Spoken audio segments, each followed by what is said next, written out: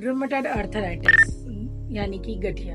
नमस्कार, मैं वैद्य अनामिका चौधरी और आज बात करते हैं रूमेटॉइड अर्थराइटिस, जिसको आयुर्वेद में हम आम वात कहते हैं। सबसे पहले जानते हैं कि इसके लक्षण क्या होते हैं। कैसे कोई भी व्यक्ति ये जान सकता है कि उसे आ रहे हैं।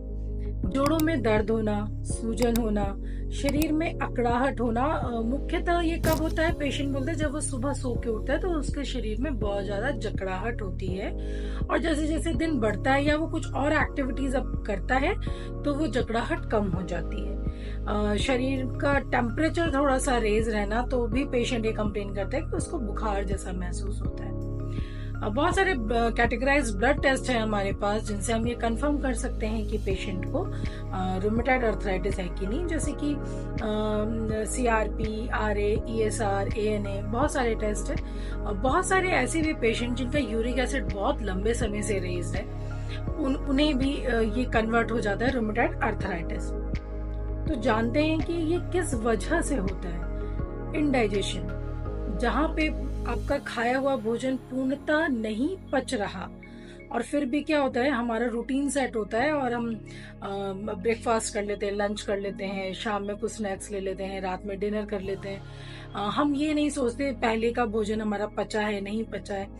तो इन सब की वजह से जो आपका अपक्व भोजन है, जो डाइजेस्ट नहीं हुआ है, वो क्या होता है, टॉक्सिन्स फॉर्म करके हमारी जॉइंट्स में जाके इकट्ठा हो जाता है। इसीलिए आयुर्वेद में हम इसको आम वात बोलते हैं। आम का मीन्स ही यही है कि जो टॉक्सिन्स क्रिएट हो रहे हैं बॉडी में, क्योंकि अब फिजिकल एक्टिविटी भी कम है, आपकी डाइट में प्रोटीन भी ज्यादा है, नॉन वेज इंटेक भी है, तो ये सारे रीजन जो हैं, और बहुत भारी भोजन मीन्स जो कि इजीली डाइजेस्ट नहीं हो रहा। तो ये सारी चीजें जो है, मतलब आपको होल सोल ये समझ आ रहा होगा कि ये क्यों हो रहा है। ये हमारे खान पान की वजह से हो रहा है। क्या करना चाहिए अगर इनिशियल फेज में है, तो आप सबसे पहले अपना डाइट चेंज करिए, डाइट रूटीन चेंज करिए, बहुत लाइट फूड लेना शुरू करिए। हो सके तो कोशिश करें कि हमेशा गुनगुना पानी लें। दाल की मात्रा कम कर दीजिए, प्रोटीन इंटेक कम कर दीजिए। दालें लेनी है तो जो छोटी दालें हैं, जैसे सबसे बेस्ट होता है इसमें मूंग की दाल। आप बथुए का साग लीजिए, अदरक लीजिए, ड्राई फ्रूट्स लेना है भिगा के लीजिए। आप इसमें गाय के घी का यूज बहुत अच्छी मात्रा में यूज कर सकते हैं, मतलब जितना आपको डाइजेस्ट है, और ये बहुत अच्छा वर्क करता है रूमेटॉइड अर्थराइटिस में। क्या नहीं लेना चाहिए आपको, उड़द की दाल, मोटी दालें, चना, छोले, राजमा, ये हाईली प्रोटीन है। कैफीन हो गया, प्रोसेस्ड फूड हो गया, डेयरी प्रोडक्ट्स, दूध, दही, पनीर, ये सब की मात्रा आपके डाइट में कम होनी चाहिए, या कुछ समय के लिए बिल्कुल परहेज कर देना चाहिए। पेशेंट कई बार आके बोलता है कि आरए तो पॉजिटिव आ गया, बट मुझे उतनी परेशानी है नहीं, तो मैं ट्रीटमेंट नहीं लेता या मैं दवा नहीं खाता।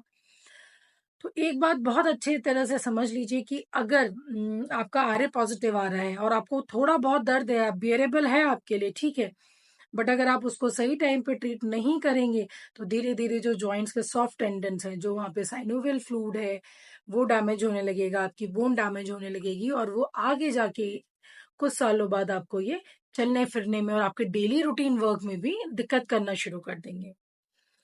आयुर्वेद के अगर अकॉर्डिंग आप देखें तो बहुत अच्छा, और बहुत बहुत अच्छा साइंस है। बहुत सारी मेडिसिन आयुर्वेद के पास आम वात को ट्रीट करने की।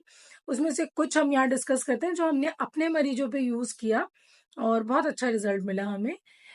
आम वात के लिए आम पाचक वटी का यूज किया और शूलांतक टैबलेट्स, इन दोनों का एक साथ प्रयोग करा हमने, और हमने मरीजों में बहुत अच्छा रिजल्ट पाया। हाँ, बिल्कुल, कि वहां पर हमें ये जो हमारा डाइट है वो जरूर हमने अपने पेशेंट्स में कंट्रोल किया।